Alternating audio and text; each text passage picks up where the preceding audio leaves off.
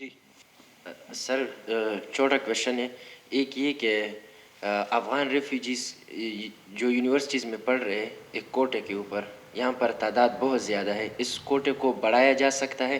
اور ایک چھوٹا یہ کہ افغان ریفیوجیز کو پاکستان کی پالیٹکس میں یعنی لیجسلیشن میں اگر اس کو ان لوگوں کو تھوڑا سا بھی جگہ دے مل سکتا ہے لیگلی کہ وہ ڈیسیجن میکنگ میں آ جائے. سیاست میں نہیں مل سکتا، سیاست میں نہیں مل سکتا کیونکہ اس کی جو پہلی شرط ہے کہ you need to be a Pakistani national, تو وہ تو الگ ہے. کوٹا جتنی بات ہے وہ ایچ اے سی کے ساتھ بات ہو کہ یونیورسٹیاں ضرور بڑھا سکتی ہیں، اس میں مجھے کوئی مشکل نظر نہیں آتی.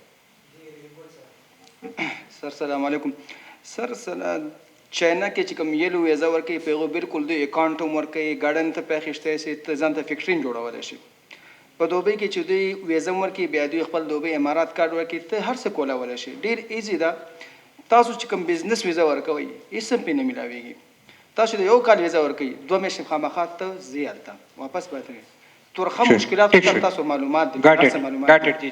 دا بالکل دا خبره ټیک ته، خو ما څنګه وویل چې اکتوبر 2020 کې راغلی ده، په دې به لږ عمل شروع کیږي نو دا مسایل هر چاته پته ده او هغوی وایي چې دې له مونږ مخنیوه کوو.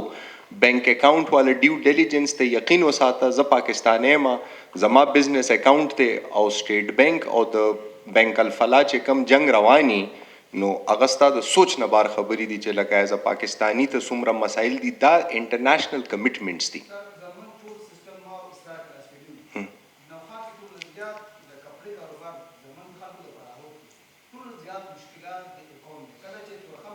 بالکل جی بالکل ٹھیک. میں ایک اور بھی ایڈ کر لوں کہ گزشتہ یعنی کوئی قانونی پابندی نہیں ہے، لیکن کوئی این جی او اکاؤنٹ گزشتہ 15 سال سے نہیں کھل رہی پاکستان میں. ہماری organisation as a think tank registered ہے، ہم نے این جی او اکاؤنٹ جو جوائنٹ اکاؤنٹ ہوتا ہے اس کو کال، اس کے لیے کیا ہم نے جو سی ای او آف بینک ہے اس نے کہا جی میں پرسنل رسپانسبلٹی دیتا ہوں کہ یہ بندہ میں جانتا ہوں، اس کا رسک میں لوں. اسٹیٹ بینک کے پاس گئے، کوئی ریٹن پالیسی نہیں ہے کہ انہوں نے بند کیا ہے، قانون نہیں ہے، لیکن بہت انٹرنیشنل پریشرز کی وجہ سے درجنوں کام ہو نہیں رہے جو کہ لیگل ہے، قانونی ہے پاکستان میں. جی کوئی اور؟ میرا سوال یہ ہے کہ سر کہ اے سی سی کارڈز میں کچھ امپروومنٹ ہو سکتی ہے مستقبل میں؟ کوئی یہ کیونکہ اس کا جو مقصد تھا وہ یہ تھا کہ اے سی سی کارڈ بنے گا، افغانستان پاسپورٹ ایشو کرے گا، پاکستان ویزا ایشو کرے گا، اس کی صورتحال یہی رہے گی. سر بہت جنرک سا سوال ہے. پاکستان سگنیٹری نہیں ہے ریفیوجی کنونشن کا، ٹھیک ہے، کیوں نہیں ہے؟ لائک اتنے زیادہ ریفیوجی ہوسٹ کر رہا ہے اتنے سالوں سے، تو سگنیٹری کیوں نہیں ہے؟ اس کی کوئی خاص وجہ؟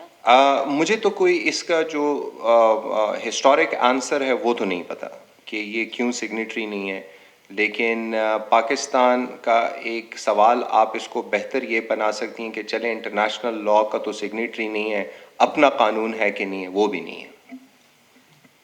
سر پھر کوشچن یہی آتا ہے کہ ہم پھر as a good will host کر رہے ہیں ریفیوجی اتنے، کیونکہ لیگلی تو نہیں ہے، گڈ ول ہی ہے، ایک مینجمنٹ پالیسی کے تحت. سر یہ ہم یہاں پہ رہتے ہیں پشاور میں، تو یہاں پہ سول رائٹس ہمارے جو ہے یا جو پولیٹیکل رائٹس تو ہمارے میرے خیال میں نہیں ہے.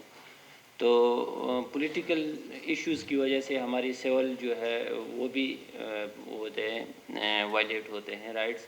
تو جب ہم کسی بات پہ بات کرتے ہیں یا سوال اٹھاتے ہیں تو آگے سے کچھ لوگ ہمیں کہتے ہیں استعفا کے سکار دیں. نہیں وہ بھی غلط نہیں ہے اور آپ بھی غلط نہیں ہے